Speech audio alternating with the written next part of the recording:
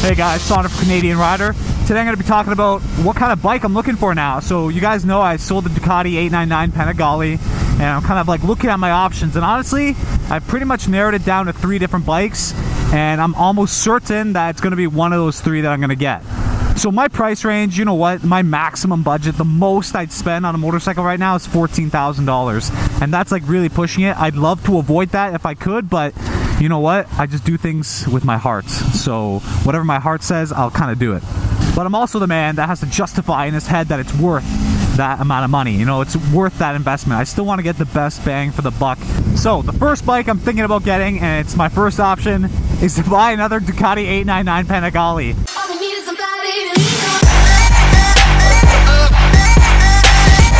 Now the reason is I've worked out with insurance. I found a way to get insured for the next 6 months for $1,000 for the next 6 months. Fuck yeah! Which is really good, and by the time that 6 months ends, I'm gonna have a much better record. One of the tickets is gonna be dropped off and I'll have more riding experience. So I think that's gonna help me, and I kind of want a white 899 Panigale now. So I've been looking at a few of those options, but unfortunately it's about $14,000 for one, so that's on the really high end of my price bracket. Now another interesting option is my old bike is up for sale again in Ottawa. So as you know, I sold to a guy in Ottawa and it's up for sale again, and I could go ahead and purchase that again. I messaged him, I said, hey, it's up for sale, why? And he decided the riding position wasn't for him. He wanted more of a cruiser type bike. So he's taken a bit of a hit to sell it back to me, and he'd be willing to do that, but it's just kind of a decision that I really have to make. You guys know I love that bike. The only reason I sold it was because of the insurance problems and not being able to ride it just sitting there, so I decided to sell that bike. And I'd love to have a Ducati 899 back in my stable so I can look at that piece of beautiful art. Now the second option, and this is an option that's really, like, the more I research about it, the more I talk to people about this bike, the more they say it's one of the best bikes in its class, and that's the CBR1000RR. So actually a YouTube subscriber first mentioned in the comment section that, hey, you should look at the Fireblade CBR. So I went ahead and Googled that, and right off the bat, a lot of people are iffy about the looks. I love the way the Fireblade looks. I love that design. I love the fairings on it.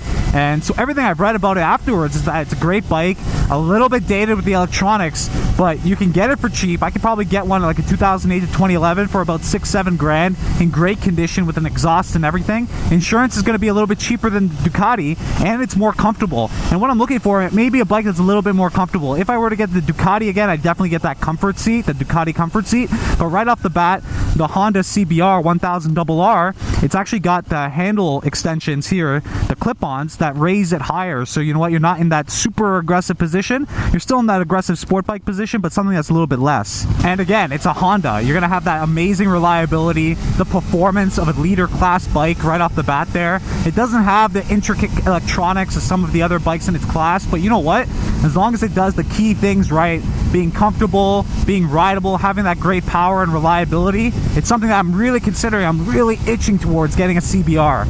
And the third bike I was thinking about is the Triumph Daytona 675R. Now, this is another bike that's really been accoladed everywhere. Everyone's talked about this bike, especially the R version with the Olin suspension, the Brembo brakes, you have the quick shifter comes standard. And Triumph, that triple engine is phenomenal. I've ridden a few of my friends. They got the regular Daytona 675 Triumph.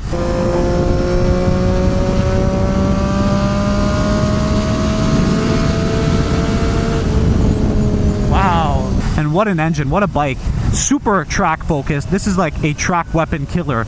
Now, I imagine the R version is even more of that, and I've heard nothing but good things. Again, I've heard that it's not as comfortable as maybe my Ducati, and definitely not the CBR. You're really in a hunched over position. The bike sits up, really in that attack position. The only concern I have about the Triumph is the rideability every day.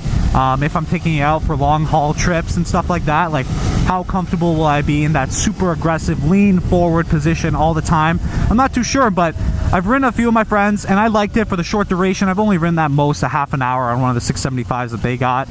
In the 600cc class bike, it's going to have more power than its competitors like the Gixxer 600, the R6. So the 675R, great bike. I could probably get it around here in Canada for $7,000-8,000, which is great because it's going to cost me a lot less than, let's say, the Ducati if I went that option. And it's the same price roughly as the CBR.